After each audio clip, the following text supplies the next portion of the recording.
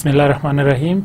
I welcome you to the course of Digital Image Processing, and today is our second lecture. So today we will talk about how to make an image digitize, which is called digitization. But before going into today's lecture, so what we will do, just have to have a brief summary of previous lecture. So in the last lecture, we had a bit introduction to digital image processing. What is actually digital image processing? Why do we need it? And what are the basic terms used in it? If you remember, we studied that we need to have image in a digital form. Then after that, we can process it. And why do we need to process it? Because we need for human perception, for automated understanding and analysis for machines, and also to store the image. We need to have techniques how to store the image, how to transmit it, because if we are going to transmit the image and it takes a lot of bandwidth, then in that case, if we make it small in size and transmit it and then reconstruct it, then it will save our bandwidth space. And after that, we also studied a lot of areas for digital image applications where we are going to use it. So we had many areas where we are using it, like medical imaging, for weather prediction, for atmospheric studies, for earth studies, for many other reasons.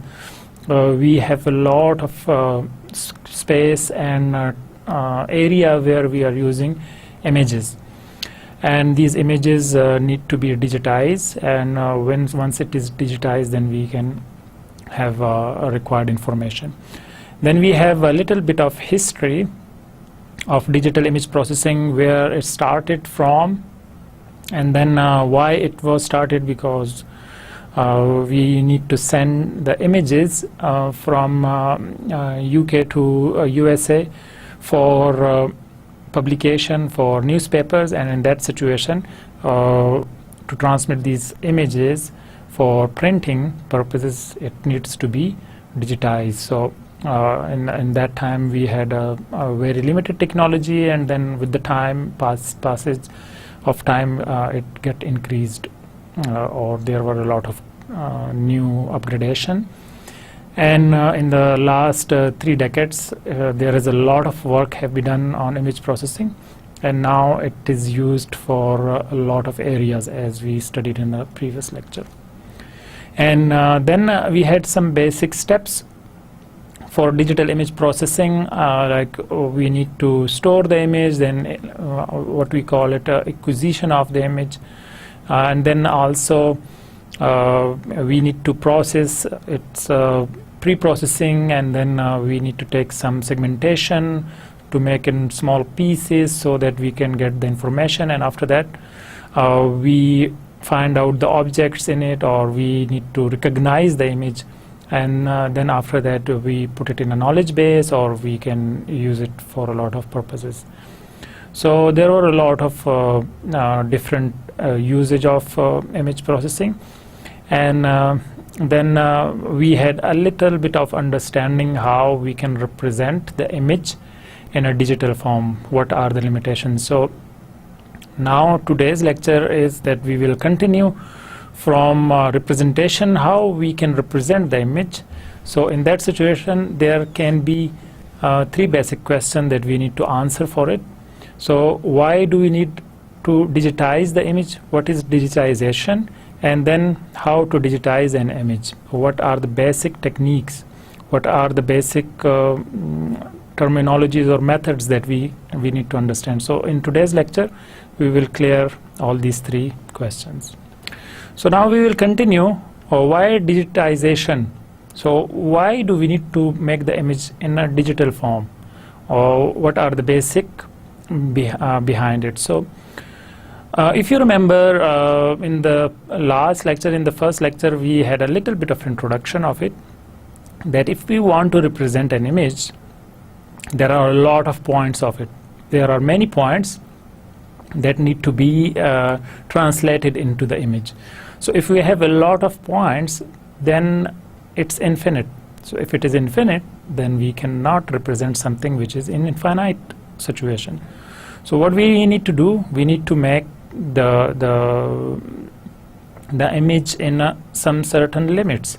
So we have, if we want to represent some point, this point can be f of xy, and this xy, why do we need it xy? Because it's a two-dimensional image. So two-dimensional we can represent as a x-axis and a y-axis. So x-axis we can represent it as a h, and 0 0 starts from the top left bottom and then it increases, x-axis increases. And then we have L values, which are actually y values, so which moves in the direction of 0 0, and then it continues in the right side, top right side. So this means that if you want to represent any point in between, then this point can be a function of x and y values. So what are actually these values? So this can be r xy and I xy. So what is r xi? Xy is actually reflection of the light. So if you remember, in the previous lecture we studied that when we put light on the image, and there is actually light on the spot, on the area, so this light, when it is reflected, then we have this reflection value. And then there is the intensity value of light. So what is the intensity and what is the reflection value? So if we combine these two values, then it will represent as a xy values. So this means that if we want to represent any value, any point, and we want to put it into a machine, into computer, then for that we need to have some representation, and we put the values h and l. So it starts, x value starts from 0 and it reaches to h, and y value start from 0 and it reaches to l.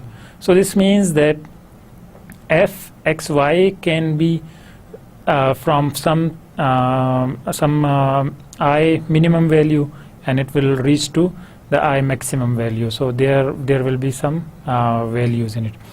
And if you want to represent this these points onto a graph, then it can be something like this. So this means that there will be some starting point, and then it will have some intensity which will reach to some certain heights, and then we have this intensity in a form of graph. So if we go to the theory of real number, so it says that between any two given points there are infinite number of points. अगर हम दो values लेते हैं 0 और 1, तो वो भी उनके दरमियान जो है इनफाइनाइट वैल्यूज़ हैं.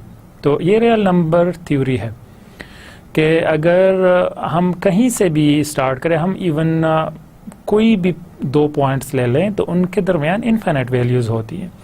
अब अगर इनफाइनाइट वैल्यूज़ हैं तो हम उसको कैसे रिप्रेजेंट कर सकते हैं मशीन के अंदर? तो वो हम नहीं कर सकते, क्योंकि ये नामुमकिन है. इसके लिए फिर हम क्या करते हैं, हमें चाहिए कि हमारे पास कोई फाइनाइट नंबर हो. अब उस फाइनाइट नंबर को रिप्रेजेंट करने के लिए हम इमेज को डिजिटाइज करते हैं. उसके लिए कुछ हम लिमिट्स रखते हैं, कुछ वैल्यूज़ रखते हैं. अब अगर हमने उसको रिप्रेजेंट करना है तो सिंपली हम किस तरह रिप्रेजेंट कर सकते हैं? एक मैट्रिक्स की फॉर्म में. तो हमने इससे पहले बात की कि हमारे पास जो भी वैल्यू होगी, जो भी पॉइंट होगा इमेज में, हम उसको as a function of F X and Y ले सकते हैं कि ये एफ फंक्शन जो है इसमें एक्स और वाई की वैल्यूज़ हैं. तो वो वाई एक्स और वाई की वैल्यूज़ हमारे पास स्टार्ट होती हैं टॉप लेफ़्ट से f0 0, और फिर वो m तक कंटिन्यू होती हैं x की वैल्यूज़, और जो y की वैल्यूज़ हुई हैं वो n-1 तक जाएंगी, और यहाँ से m-1 तक जाएंगी. तो इसका मतलब ये हुआ कि जो बिल्कुल राइट बॉटम कॉर्नर होगा वो क्या होगा, उसकी वैल्यू f(m-1) एंड n-1. तो इसका मतलब ये हुआ कि हमारे पास जो इमेज है वो 2D मैट्रिक्स की फॉर्म में आ जाएगा. सेकेंड पॉइंट क्या हुआ, the element values of F should also be finite. अब हमने इसको तो फिक्स कर दिया कि हमारे पास जो इमेज है उसमें जितने भी पॉइंट्स होंगे वो एक सर्टन लिमिट से स्टार्ट होंगे और एक एंडिंग पॉइंट तक जाएंगे। मतलब हम एक इमेज को पॉइंट्स के साथ रिप्रेजेंट करेंगे और वो पॉइंट्स जो हैं वो एक ख़ास नंबर की फॉर्म में होगा। लेकिन दूसरी बात यह है कि जो हम x और y की वैल्यूज़ ले रहे हैं वो भी फाइनाइट होनी चाहिए, वो भी फिक्स होनी चाहिए। तो अब थोड़ा सा हम अगर पिछले लेक्चर को याद करें, उसमें हमने ये बात की थी कि हम जब इमेज को रिप्रेजेंट करते हैं तो 512 बाई 512 लेते हैं या 1080 बाई 1080, इस तरह की मुख्तलिफ़ किस्म के हम डायमेंशंस ले सकते हैं। तो वो हमारे पास वो मैट्रिक्स है। इसका मतलब ये हुआ कि जो मैट्रिक्स का साइज़ है ये उसकी वैल्यू है, उसके वैल्यूज़ हमारे पास आ रहे हैं। लेकिन जब हम अंदर जो पॉइंट्स हैं वो लेते हैं तो वो भी हमारे पास फिक्स होते हैं। और नॉर्मली अगर आपको रिमेंबर है, लास्ट लेक्चर में हमने ये डिस्कस किया था कि हम बिन लेते हैं। अगर ग्रे स्केल है तो वो ग्रे स्केल मतलब वाइट और ब्लैक की वैल्यूज़ हम रिप्रेजेंट करना चाह रहे हैं तो वो 8 बिट की फॉर्म में ले सकते हैं। तो वो 8 बिट एक्चुअली हमारे पास लिमिट है कि x की वैल्यू 0 से 8 तक जा सकती हैं और हमारे पास जो 0 से 7 तक जाएंगी। और अगर तो हमारे पास y की वैल्यूज़ हैं तो वो भी 0 से 7 तक जाएंगी। तो इसका मतलब ये हुआ कि वो हमारे पास एक लिमिट आ गई कि ये जो हमारे पास 8 बिट की वैल्यूज़ हैं हम इसमें सिर्फ 8 बिट्स रिप्रेजेंट कर सकते हैं, इससे ज़्यादा हम नहीं कर सकेंगे। अब हमने दो बातें क्लियर कर ली कि एक तो हमारे पास मैट्रिक्स का साइज़ जो है वो फिक्स हो, उसकी कोई लिमिट हो, स्टार्टिंग और एंडिंग हो, और उसके अंदर जो वैल्यूज़ हैं, जो पॉइंट्स हैं वो भी फिक्स होनी चाहिए, उसकी भी एक लिमिट होनी चाहिए। तो अगर हम RGB ले रहे हैं कलर तो जाहिर है हमारे पास 3 डिफरेंट बिन्स बन जाएंगे, 3 डिफरेंट चैनल्स हो जाएंगे और उन 3 चैनल्स के लिए हम रेंज बता देते हैं कि इस रेंज से इस रेंज के दरमियान वैल्यूज़ हो सकती हैं।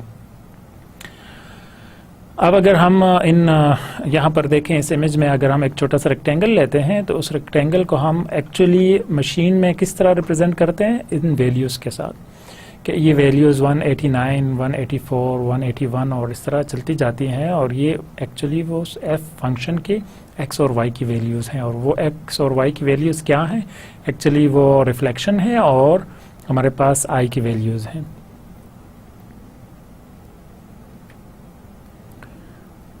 अब अगर हम बात करते हैं व्हाट इज़ डिजिटाइजेशन, तो डिजिटाइजेशन हमारे पास 2 बेसिक पॉइंट्स हैं, उसको हम डिजिटाइजेशन कहेंगे।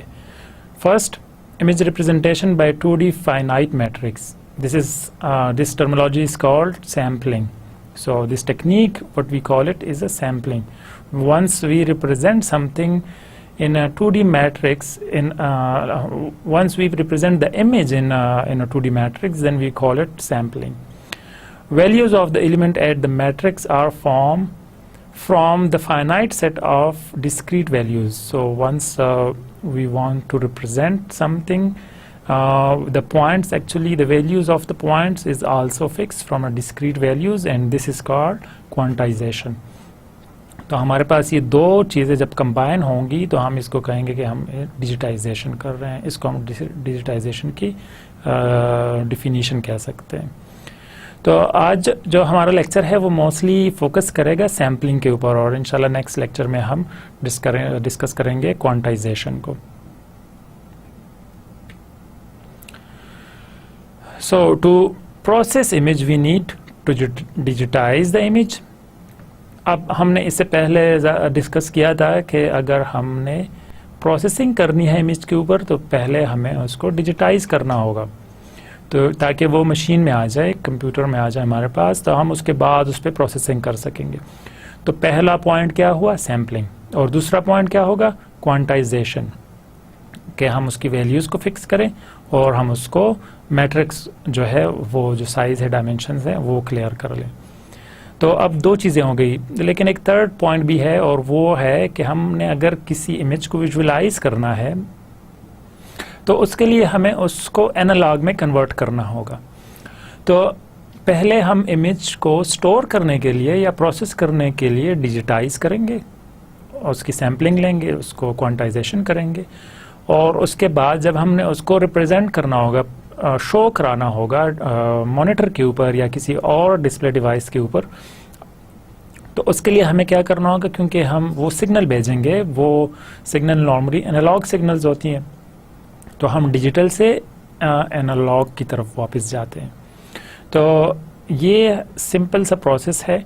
हम इसको रिप्रेजेंट कर सकते हैं एक ब्लॉक डायग्राम के साथ, कि हम पहले सैम्पलिंग करते हैं, फिर उसके बाद क्वांटाइजेशन करते हैं, तो हम कहेंगे कि ये एक डिजिटल कंप्यूटर में एक डिजिटल इमेज की फॉर्म में आ गए, और फिर उसके बाद जब हम उसको रिप्रेजेंट करेंगे, शो कराएंगे, तो डिजिटल कंप्यूटर में हम उसको डिजिटल टू एनालॉग कन्वर्ट करते हैं और फिर उसको डिस्प्ले करते हैं। तो इसका मतलब ये हुआ कि सिर्फ कन्वर्ट करना ही हमारा मकसद नहीं है कि हम एनालॉग से डिजिटल में कन्वर्ट कर लें तो हम सक्सेसफुल हो जाएंगे।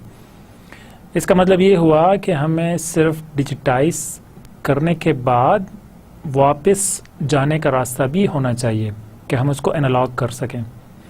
तो जब हम कोई ऐसी टेक्निक लाना चाहेंगे कि जिससे हम वापस एनालॉग की तरफ जा सकें, कि कोई भी हमारे पास इमेज जो एनालॉग फॉर्म में है, वेव्स की फॉर्म में है, हम उसको कन्वर्ट करते हैं डिजिटल में, और डिजिटल से उसी एल्गोरिथम को रिवर्स कर ले तो हम उसको एनालॉग में कन्वर्ट कर सकें। हमारे पास बहुत सारे इस तरह के मॉनिटर्स भी हैं जो डिजिटल फॉर्म में होते हैं।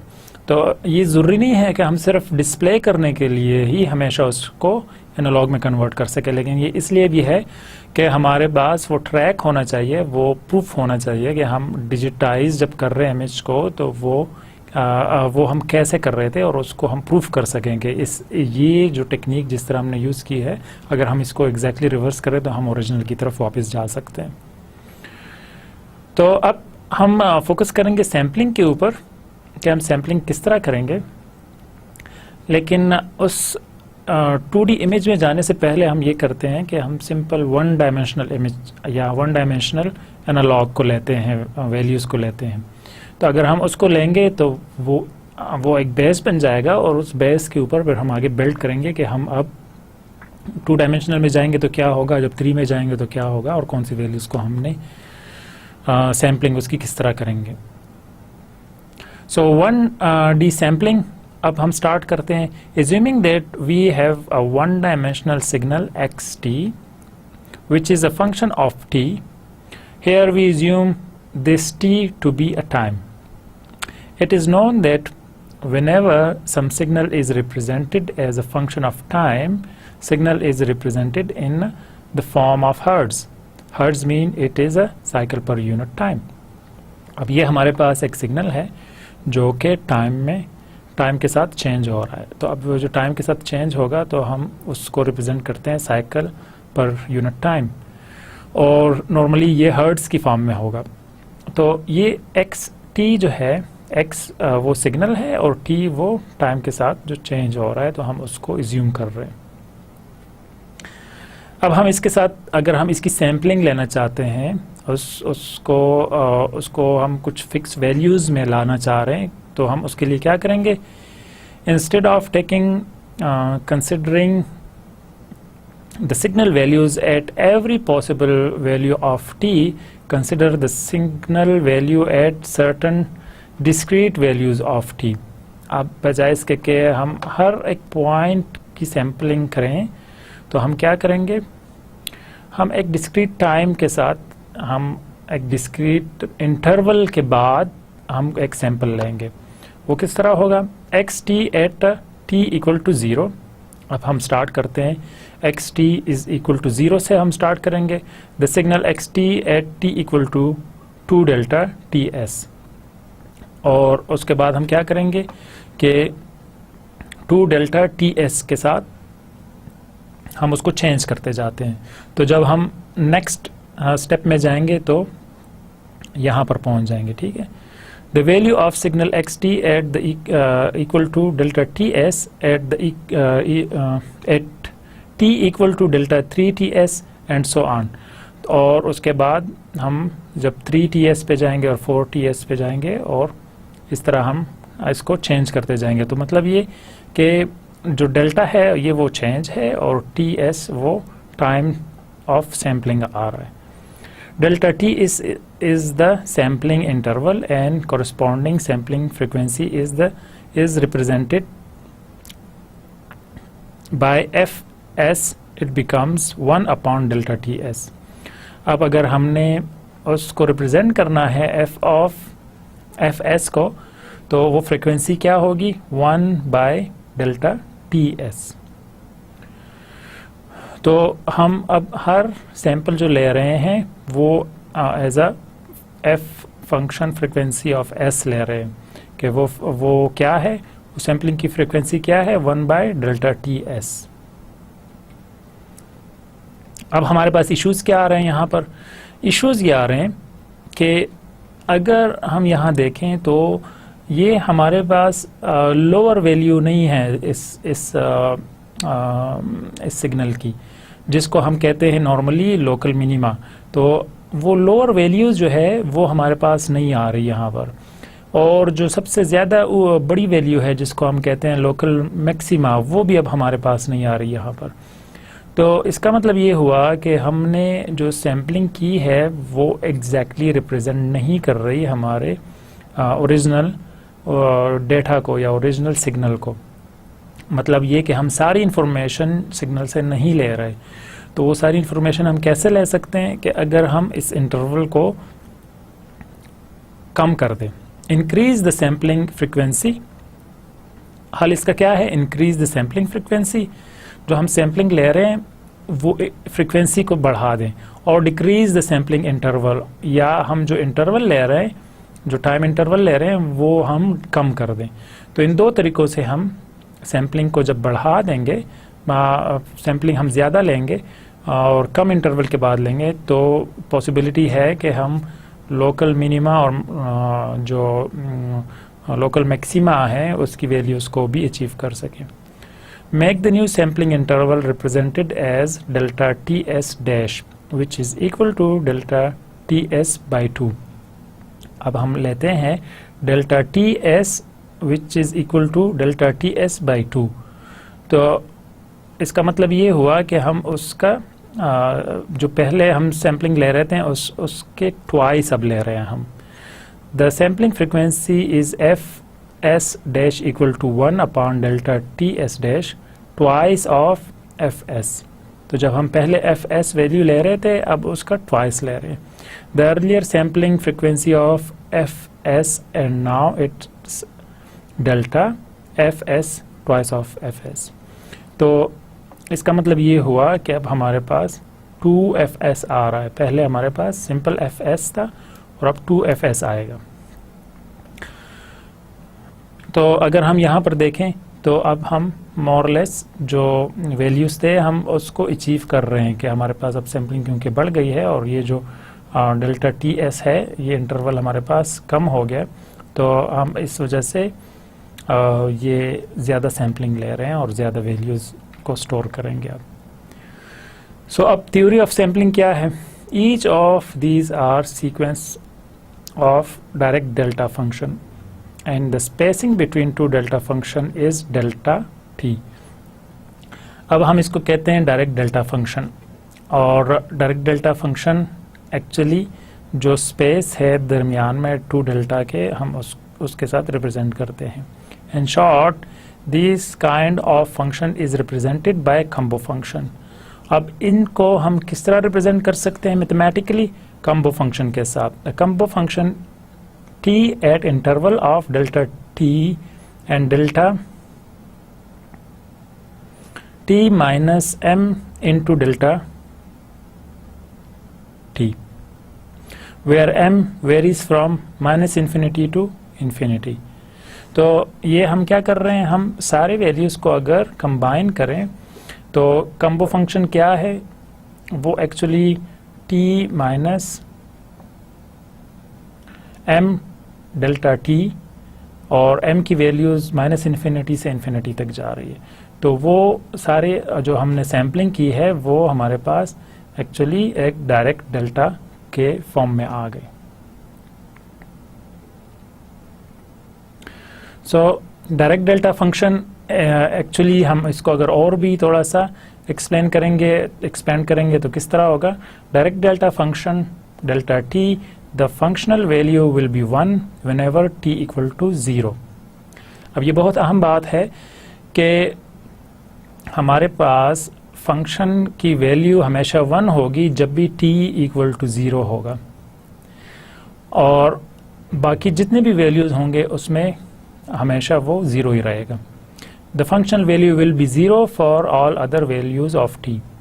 तो t की बाकी जो भी वैल्यूज हों उस पर हमने इसको 0 रख दिया, क्योंकि ये हमें पता है कि जब हम किसी चीज़ को डिजिटाइज करेंगे तो वो डिजिटल वैल्यूज हमारे पास 0 और 1 है। तो अब 0 और 1 में रिप्रेजेंट करने के लिए जाहिर है हमने सिर्फ 2 फॉर्म में ही कर सकते हैं। अब 2 फॉर्म 1 और 0 ही होंगे। तो 1 उस सिचुएशन में होगा जब भी हमारे पास t इक्वल टू 0 होगा, और बाकी जितने भी वैल्यूज होंगे उसमें हम हमेशा 0 रखेंगे। तो 1 तब आएगा जब 0 वैल्यूज होंगी, और 0 तब आएगा जब 0 के अलावा कोई भी वैल्यू हो। In this case when delta t minus m, यहाँ पर delta t minus m delta t, this function value will be 1 only when this quantity t minus delta t becomes equal to 0। तो जब ये value 0 होगी तो हमारे पास यहाँ पर हमेशा 1 आएगा। बाकी सब सिचुएशन में यहाँ पर जो भी वैल्यू हो हम उसको 0 लेंगे। So this means this function value will assume a value 1 whenever t is equal to m times delta t for different values of m varying from minus infinity to infinity। Minus infinity से हम start करके infinity तक जाएंगे, तो ये हमारे पास वो image के जो पॉइंट्स हैं हम उनको लेंगे, और हम उसको जब उसकी सैम्पलिंग करेंगे तो वो हमारे पास 2 जो वैल्यूज़ हैं 0 और 1 के फॉर्म में हम उसको कन्वर्ट कर देंगे। नेक्स्ट अब हम क्या करते हैं, this sampling can now be represented by multiplying of xt with the series of direct delta function that we have seen, that this combo of t delta t. So what we can do, if we want to take the sampling and many sampling and all the image is converted, or the signal in this situation, because it's one-dimensional signal. So if you remember from the start that we said that it's a one-dimensional xt signal. X is the signal and it travels in the t. So for that what we need to do, we need to combine it, and so for combining for each point we multiply it. So by multiplying, whenever this combo function gives you a value 1, only the corresponding value of t will be retained in the product. So when we have a 1 value, because this will become 1 when this combo function in the previous slide here it is 0. So when it is 0, this will become 1. So this means that we can retain only the values of combo function when it is 1. Whenever this combo function gives you value 0, the corresponding point, the corresponding value of xt will be set to 0. और इसके अलावा जो भी हमारे पास value आए और जब ये 0 आएगी तो हम जाहिर है उस 0 वैल्यू को रिस्टोर करते हैं। तो रिटेन हम तब करते हैं जब हमारे पास 1 आएगा। तो यहाँ पर हम क्या कर रहे हैं, अगर हम इस कॉम्बो फंक्शन की रिप्रेजेंटेशन करें तो हम इसको सिंपली एक्सपेंड कर देते हैं। So how to expand it? The digitization process can be represented mathematically as xst is equal to xt into combo of delta t delta t, where this combo function have value 1 then this mathematical expression is translated to x of m delta ts. अगर ये हमारे पास combo function हमारे पास 1 आता है तो 1 की situation में हम क्या करते हैं, इसको हम ट्रांसलेट कर लेते हैं x into m delta t,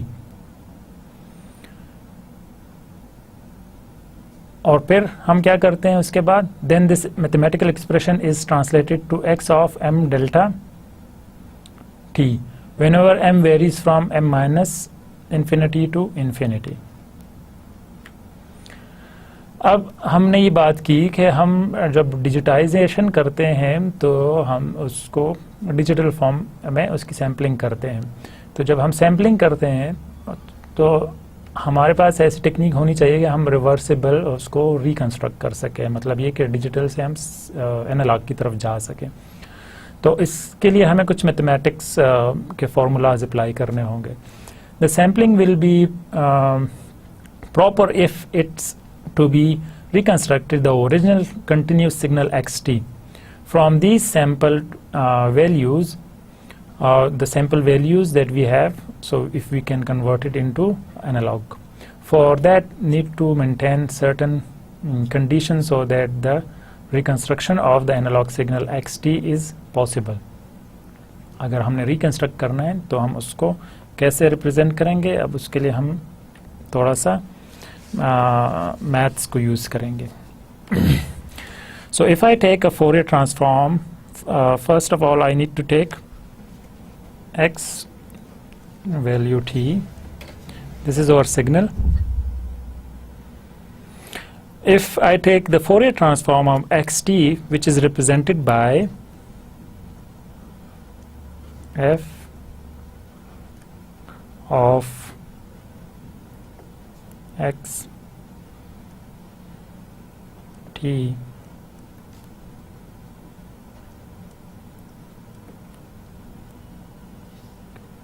is equal to capital X omega, where omega is the frequency component, and mathematically this will be represented as, so if I take this omega,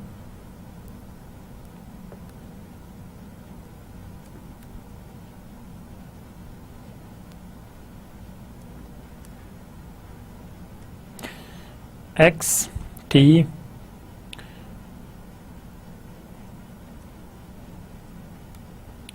to the power of e minus j omega t dt, an integral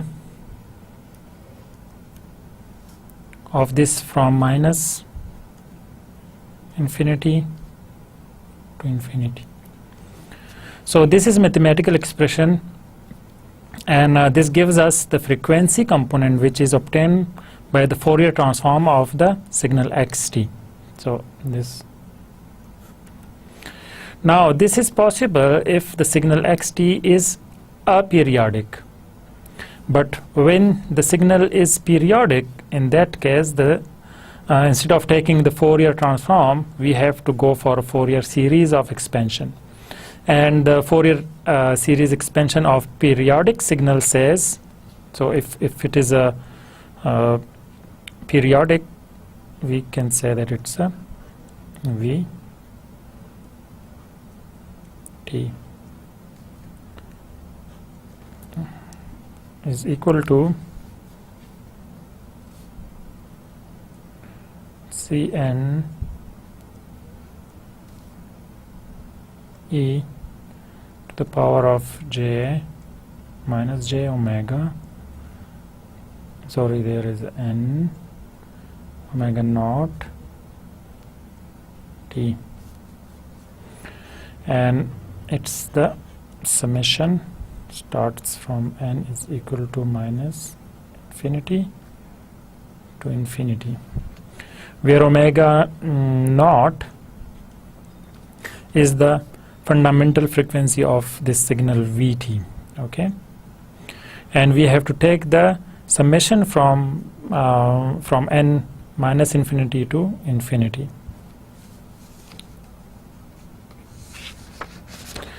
Now the Cn is known as a Fourier coefficient, so the value of Cn is obtained like this. So we have a Cn is equal to 1 upon T naught and Vt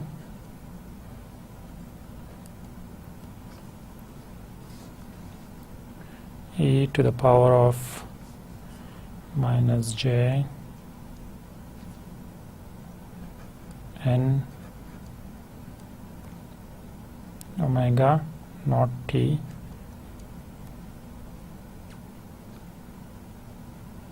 and dt,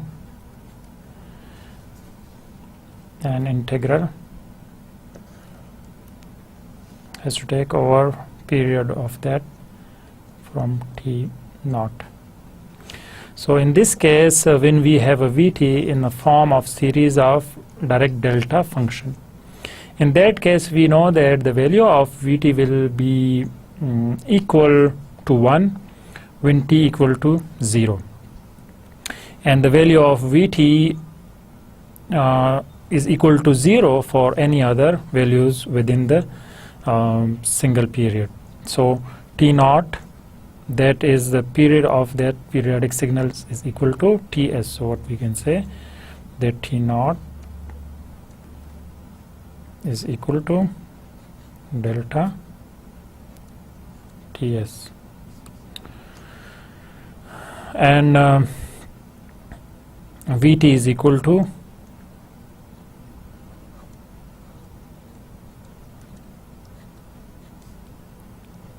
1 for t is equal to 0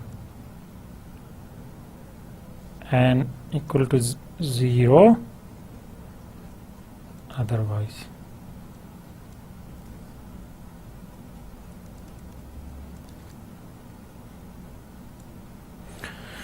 By this condition, if we calculate the value of Cn, the value of this integral will exist only at t equal to 0.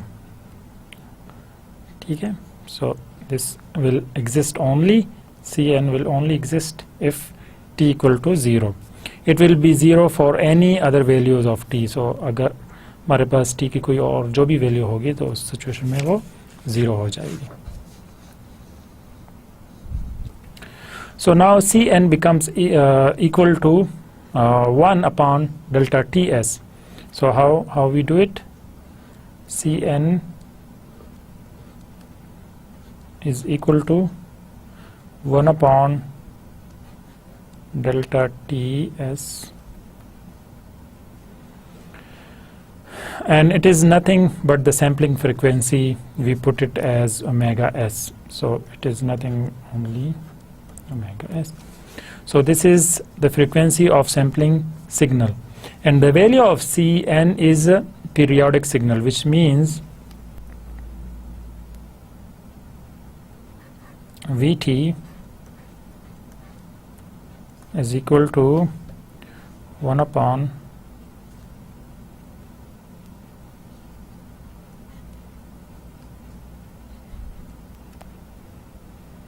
delta Ts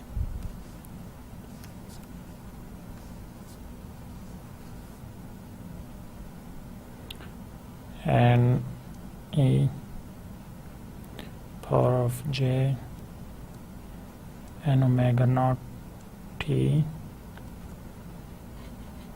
and summation n equal to minus infinity to infinity. This means that if we take the Fourier series expansion of periodic signal, which is in our case direct delta function, this will have a frequency component.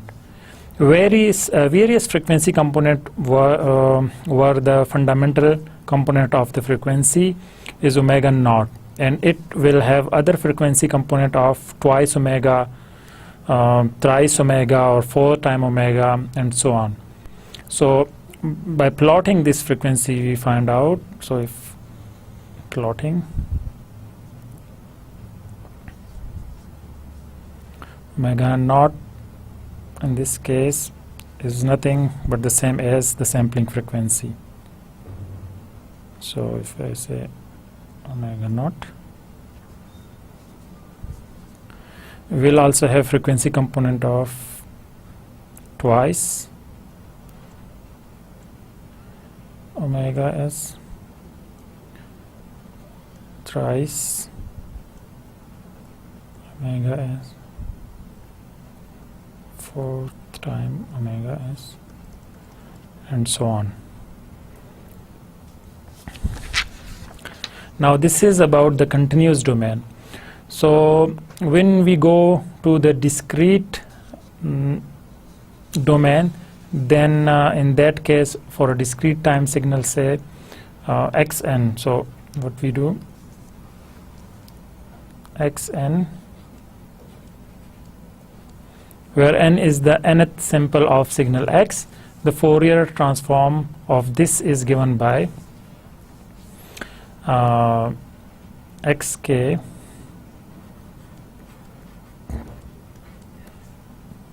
is equal to sum of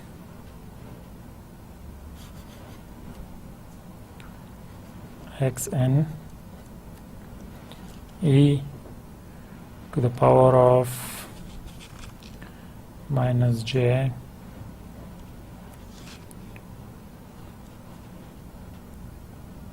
to pi n by nk, and n starts here, n is equal to 0 from capital N minus 1. So where this capital N indicates the number of samples that we have for which we are taking the Fourier transformation. By the Fourier transform, we can find out that the original sample signal by taking the inverse Fourier transform, which is may obtain like this, x n is equal to sum of xk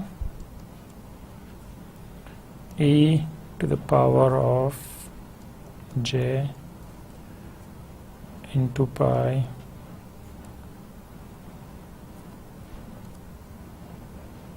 n and nk, and here it starts from k is equal to 0 to n minus 1. So now the difference is when we take the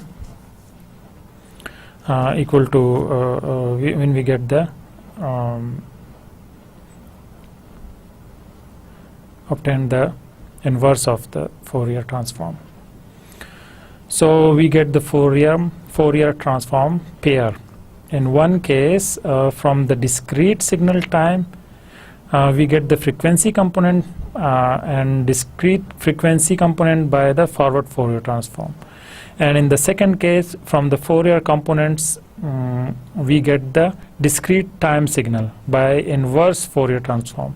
And these two equations then can taken together to form a Fourier transform pair.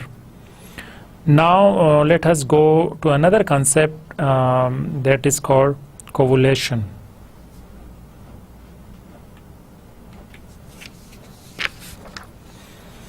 So what is covolation?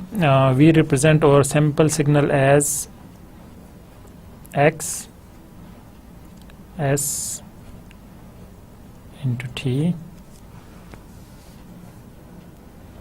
is equal to xt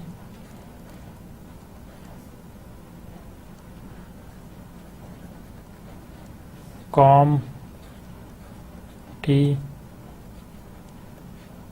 delta t. So where we are, what we are doing is taking two signal in time domain, and we are multiplying these two signals. So signal xt and signal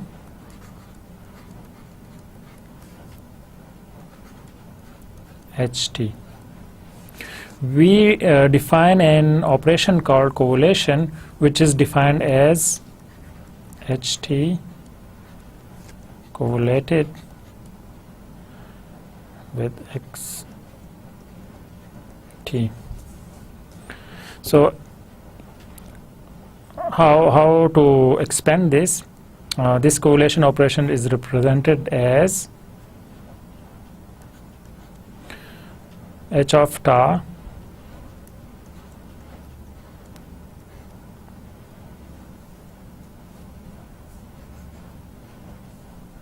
x of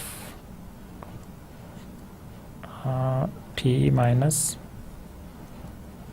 tau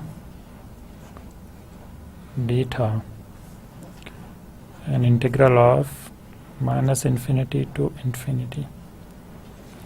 This means that whenever we want to take the correlation of two signals ht and xt, we are time inverting the signal xt. So instead of taking x tau, we are taking x tau of minus tau. So if I have two signal of this form, for example h tau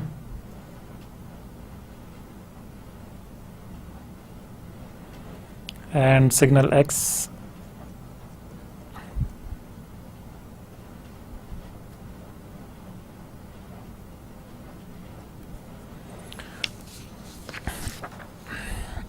so this we have two signals, and if I take x of minus t, then this can be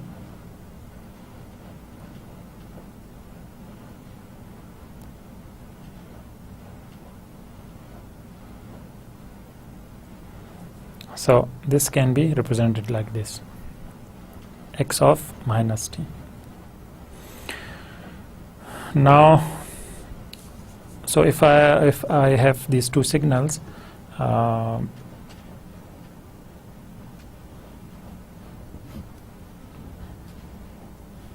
and x of minus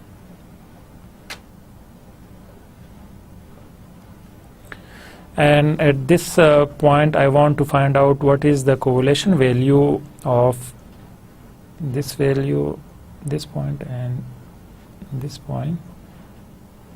So this I join it. Then what we have to do, then I have to multiply the corresponding values of h and with the values of x. For every corresponding point I have to do this. For example, if I want to do it here, I have to multiply it here, and for here multiply here, and this is for every point. So the next step of correlation signal is that we have to take h of tau, which is correlated with x of tau, and if we take the Fourier transform of this signal, then what we have to do, take Fourier transform of h of t correlated with x of t, and this is the Fourier transform. So in that situation, how will I do it? H of this can be represented as h of tau x of t minus tau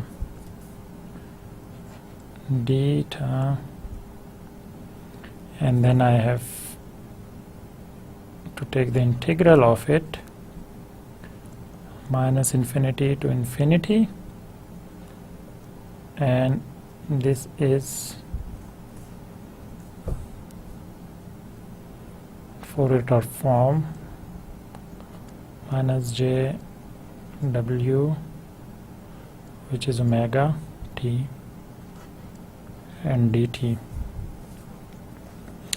And for Fourier transform I have to take again integral minus infinity to infinity. So in this Fourier transform of the correlation of these two signals h t and x t, now the same integration can be rewritten in the form of, if I take out this h of tau out of the inner integral, then h of tau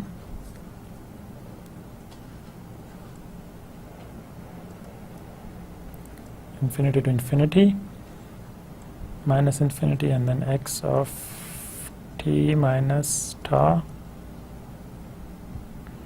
e to the power of minus j omega and t minus tau d t.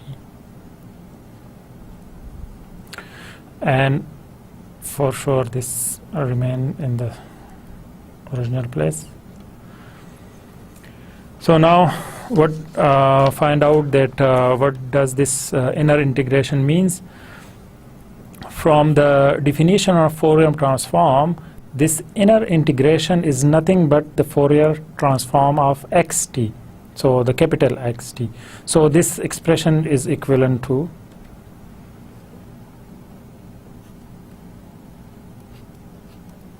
this is equivalent to integration of minus infinity to infinity h of tau. So this is capital omega. If you remember in the beginning, omega tau eta. Now this x omega is independent of tau, so I can take out this x omega from this integral. So my expression will now be x omega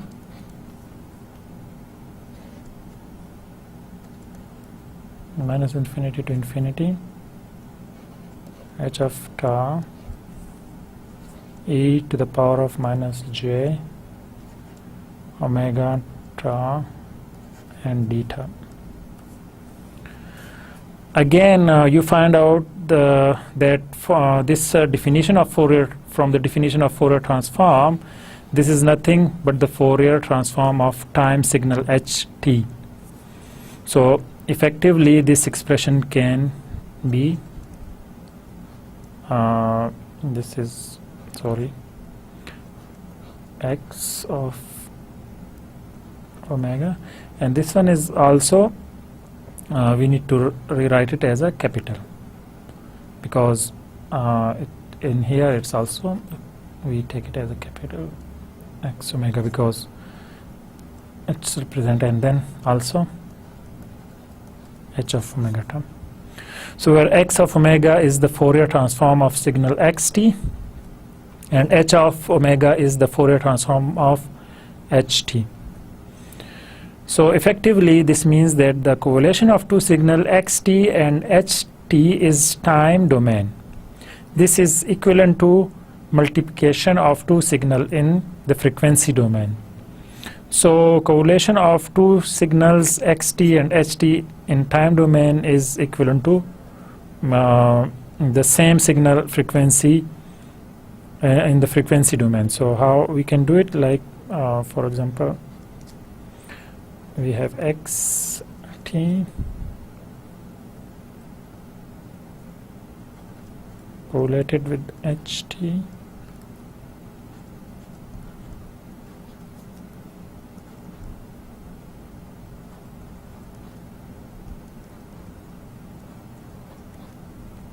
and inverse is also the same.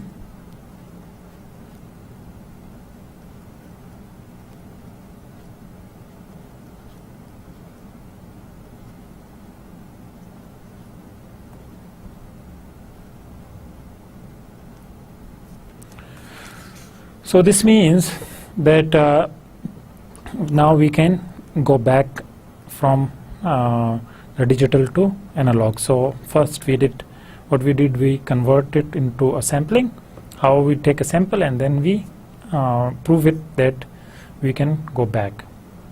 So the reconstruction in time domain, one signal xt, the other signal is COM function. So these relations are they are true if multiplying two signal xt and yt in time domain, that is equivalent to correlation of the two signals x omega and y omega in the frequency domain. For sampling, we have got x s t, that is a sample value of signal xt, and which is nothing but multiplication of xt, where the series of direct delta function is represented by COM of delta t. It is equivalent to the frequency domain x of s omega, which is equivalent to the frequency domain representation x of omega of the signal xt, correlated with the frequency domain representation of COM function combined to delta t. And the COM function is in Fourier transform or the Fourier series expansion of the COM function, which is again a COM function. So that's what we have proven until now. So in correlation, two signal hn and xn are in sample domain. Hn is nothing but the COM function where the delta ts have values of hn is equal to 1 at n equal to 0. So in here, if we take this signal, so this is minus n, it becomes 1 because the values were 0, and in 0 location it become 1, and in plus 9 location it becomes 1. In direct delta domain, the convoluted expression is translated to yn equal and in here, so we have the hn values and then we have the xn values. So this xn values are actually a direct correlation of this position. So position 0 can correlate with position number this 7. So this position minus 1 will correlate with 5 and minus 2 will correlate with 2. And then for the positive side, plus 2 plus 1 is here, and then we have 2. So for correlation, we will go for the next step, how it will proceed. So if we take the minus 11 position, so start from here, 1, 2, minus 2, 3, 4, 5, 6, 7, 8, 9, 10 and 11. So we have 11 at this point and then 7 is under it, so we will just simply correlate the values. In here, if you see that this is xn, so if we take minus xn, then it will become inverse. So 25793 will become 39752. Because we want to reconstruct, so for reconstruction we have to take the inverse of it. Now what we do, we just simply multiply it. So when we are going to multiply the values, then what will happen? Here 3 with 0, 0, 3 with 9, 0, 0 with 7, 0, 0 with 5, 0 with 5, 0, and 1 with 2, 1. So here we have the value 5. because 5 is under it, 5 with 1, so sorry, we have to recalculate which point it was, minus 11, so 1 2 3 4 5 6 7 8 9 10 and 11. Okay, minus 11. So if it is minus 11, then 7 0 5 and 2 into 1. Then we have 10 minus 10, so for 10 minus 10 it will move here to here, and we have the values, again multiplication. Then again what we have to do to multiply here, and for minus 9, so minus 9 is under 7, and we can see that it's replication, again 7. Then for sorry, it again goes back. For minus 8 we have value 9, and for minus 3 we have value 3. So if you can see, it's continuous, and it's replication. So when there is a 1, then it can represent the same value, and it's moving on. So 0 1 2 3 4 5 6 7. So now the location 7, for location 7 it becomes 3, because 1 into 3 is 3. And if we go further, then it will remain 0, because all the other are 0, and until we reach to point number 0, minus 2 minus 1. Now if you see here, what we have, 1 into 2, so location number minus 2, we have the value 2 here. Then location number minus 1, we have the value 5, so it becomes here. And then 7 remain again in the same location, 9 and 3 will come here. So this is 3. So if we continue till the end, then we find out that actually it's the when we combine this, make this correlation, then what we find out that it's the values of x n are represented wherever there is a value 1, and this 1 was actually because of this omega values were, if you remember the COM function, at that time we said that it will become 1 if it is a 0 value. So this is the complete reflection of it. So what we find out from this correlation to signal xt and the Fourier transform of this COM function, that is COM omega, is the frequency domain. When xt is band limited, that means the maximum frequency component in the signal xt is omega naught. Then the frequency spectrum of the signal xt, which is represented by x omega, with low pass filter whose cut off frequency is just beyond omega naught, and this frequency signal will pass through low pass filter and will just take out the this particular frequency band, and it will cut out all the frequency bands. So this frequency gap between this frequency band and this translation frequency band are different difference of between center of frequency band, and the other center of frequency band is nothing but 1 upon Ts, which is equal to omega s, that is the sampling frequency.